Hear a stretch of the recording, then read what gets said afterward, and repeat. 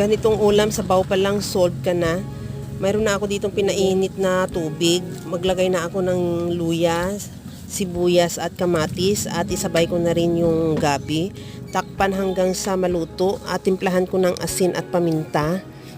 At saka ko na ilagay yung isang pirasong bangus na hiniwa ko lang ng pa-serving cut. Takpan ulit hanggang sa maluto lang din yung bangus. Maglagay na ako ng tamarind powder. At ilagay ko na yung sitaw at siling green. Takpan ulit hanggang sa maluto lang din yung sitaw.